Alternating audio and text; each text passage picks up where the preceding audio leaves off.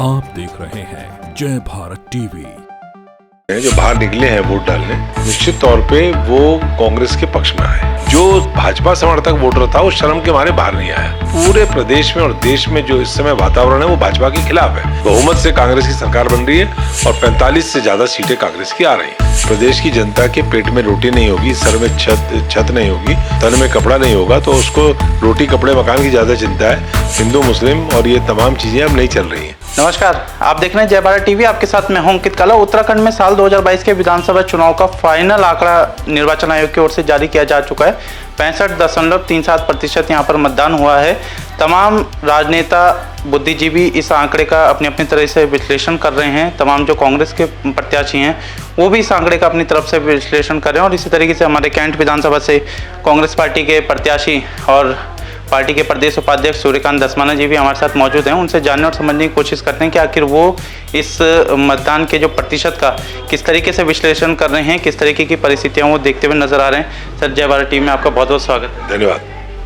जो निर्वाचन आयोग ने अंतिम आंकड़ा जो जारी करा है 65.37%, इसको आप कैसे देख रहे हैं? ठीक है, मॉडरेट पोलिंग है और मॉडरेट पोलिंग में जो लोग टर्नआउट हुए हैं, जो बाहर निकले हैं वोट डालने, निश्चित तौर पे वो कांग्रेस के पक्ष में आए।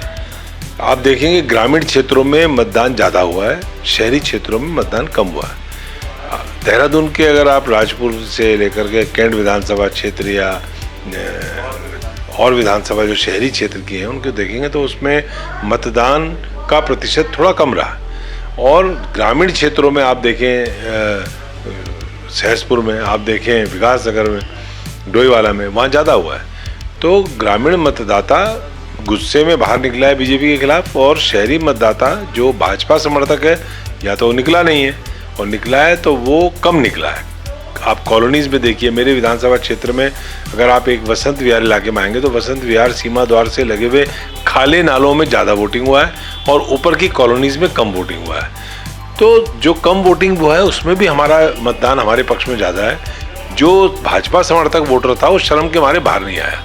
भारतीय जनता पार्टी के अलावा वो देना नहीं चाहता किसी को, और भारतीय जनता पार्टी को इस समय जो स्थितियां हैं वो उसको ये संकोच हो रहा था कि मैं कैसे वोट दूं, क्योंकि पूरे प्रदेश में और देश में जो इस समय वातावरण है वो भाजपा के खिलाफ है।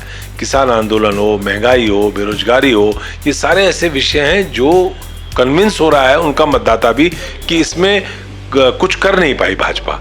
तो इसलिए उन्होंने मतदान से दूर रहना ही अच्छा समझा, इसलिए मॉडरेट पोलिंग हुई है। मतलब अभी कुछ भी कहने में जल्दबाजी नहीं, कोई जल्दीबाजी नहीं है। बहुमत से कांग्रेस की सरकार बन रही है और 45 से ज़्यादा सीटें कांग्रेस की आ रही हैं। मतगणना स्थल पर आज प्रदेश अध्यक्ष जी ने आप सभी को निर्देश दिए हैं कि आप उसका देखते रहें व्यवस्थाओं का। क्यों आप जिस तरीके की वहाँ पे व्यवस्था करें, क्या आप लोगों को उन पर विश्वास नहीं है या कैसे? नहीं, हमें मोदी पे विश्वास नहीं है। नरेंद्र मोदी जी और उनकी जो टीम है, जिस प्रकार से वो उनका आचरण है लोकतंत्र में गला दबाने का, तो इसलिए थोड़ा सा कन्फ्यूजन होता है और थोड़ा सा सतर्कता। अब देखिए ना, पूरे चुनाव में हमने गैस का सिलेंडर का कटआउट लगाया तो पुलिस ने उतरवा दिया, आरओ ने उतरवा दिया, और बगल में ही सिंपैथी वोट लेने के लिए हरबंस कपूर साहब का फोटो लगाया, मोदी जी का फोटो लगाया, वो उतारा नहीं। अरे इस समय मोदी के चेहरे पे तो सबको गैस का सिलेंडर दिखाई पड़ रहा है। उनके सर पे जो है नोजल दिखता है रसोई गैस का, जो उन्होंने रसोई गैस पे सर्जिकल स्ट्राइक करी है, तो उसको उतरवा दिया क्योंकि घबरा रहे थे। तो इसलिए निष्पक्षता से चुनाव भी नहीं होने दे रहे हैं, लोगों को अपनी राय भी नहीं प्रकट करने दे रहे हैं, तो गला दबाने की प्रवृत्ति वाले कुछ भी कर सकते हैं। निश्चित तौर पर आप लोगों ने सर जनता से ये वादा किया है और मैनिफेस्टो में ये इस बात को कहा था कि हम कांग्रेस पार्टी की अगर सरकार आती है तो 500 से ज़्यादा आप लोग सिलेंडर की कीमत को नहीं जाने देंगे। अभी इसमें कन्फ्यूजन ये आ रहा है कि नेता प्रतिपक्ष प्रीतम सिंह जी कह रहे हैं कि जो आर्थिक रूप से कमज़ोर वर्ग के जो लोग हैं उनको आप ये इसका लाभ देंगे। हरीश रावत जी कह रहे हैं कि वो सबको देंगे। तो क्या कन्फ्यूजन है? अब आ जाए सरकार, फिर उसके बाद जो सरकार में संभालेगा कमान वो देखेगा। उसका फिस्कल मैनेजमेंट का काम तो मुख्यमंत्री का होता है, वित्त मंत्री का होता है। तो अब इसे इस बहस में क्यों पड़े, सरकार में आ जाएं, किस प्रकार से सरकार बन रही है, उसके बाद हमने वादा किया हुआ है, उन वादों को सबको पूरा करेंगे, हमारा प्रतिज्ञा पत्र है। वो हमने प्रतिज्ञा पत्र लिखा है, वो हमारा केवल संकल्प और केवल हमारा घोषणा पत्र नहीं है, वो हमारा प्रतिज्ञा पत्र है। जो प्रतिज्ञा हमने करी है उस प्रतिज्ञा को पूरी करेंगे। वो कैसे उसका फिस्कल मैनेजमेंट करना है, कैसे वित्तीय प्रबंधन करना है, वो सरकार देखेगी। अभी हम सरकार में नहीं है, जब आएंगे सरकार में तो कलम से 1 सेकंड लगता है साइन होने में, कर देंगे। अभी आप ये दावा कर रहे हैं कि पूर्ण बहुमत की कांग्रेस की सरकार आने वाली है। मुख्यमंत्री जी तो यूनिफॉर्म सिविल कोड की बात कह रहे हैं, उसमें कमेटी का भी गठन करने की बात कह रहे हैं, तो इसमें किस तरह का कंफ्यूजन है सर? कौन कह रहे हैं? मुख्यमंत्री जी को पढ़ना लिखना चाहिए। यूनिफॉर्म सिविल कोड राज्य की सरकारें नहीं बनाती, वो केंद्र का विषय है, पार्लियामेंट का विषय है, और जिस दिन वो पार्लियामेंट में जाएंगे उस दिन इस बात को कहें। कि गोवा में भी तो करके दिखाया। नहीं, क्या करके दिखाया गोवा में?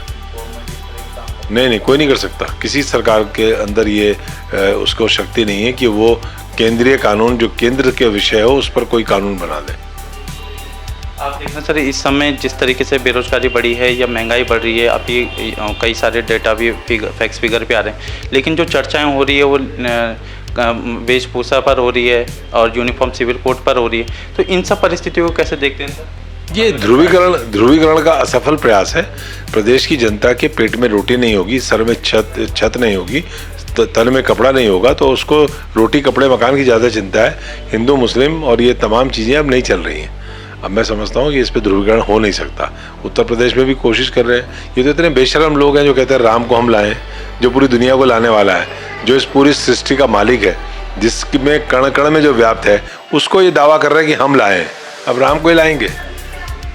राम को तो उनकी माता ने भी नहीं कहा कि मैं लाया हूँ। चतुर्भुज जब भगवान प्रकट हुए तो उन्होंने हाथ जोड़ करके बोला कि अपना असली रूप प्रकट करो, बच्चे के रूप में आओ। तो इसलिए ये ढोंगी लोग हैं, प्रपंच वाले लोग हैं, ये नकली राम भक्त हैं। इनको राम की भक्ति से कोई लेना देना नहीं है। जो राम के नहीं हुए, जो राम के बनाए हुए मानव को बांटते हैं धर्म के आधार पे, जाति के आधार पे। भगवान ने कहाँ कहा धर्म के आधार पर, जाति के आधार पर जो बांटते हैं? भगवान के लिए सब बराबर है। भगवान के लिए कोई छोटा बड़ा नहीं है, कोई हिंदू मुस्लिम नहीं है। परम पिता परमेश्वर सबका एक है, हमारा सबका पिता एक है। आपने जय भारत टीवी के समय निकाला, आपका बहुत बहुत शुक्रिया। तो ये थे कांग्रेस पार्टी के प्रदेश उपाध्यक्ष और कैंट विधानसभा सीट से प्रत्याशी सूर्यकांत दसवानी जी, जो साफ दावा कर रहे हैं कि पूर्ण बहुमत की सरकार बनने वाली है, जिस तरीके के दावे कर रहे हैं। बहरहाल 10 तारीख का दिन होगा जिस समय ये सारी जो परिस्थितियाँ हैं वो स्पष्ट हो जाएगी।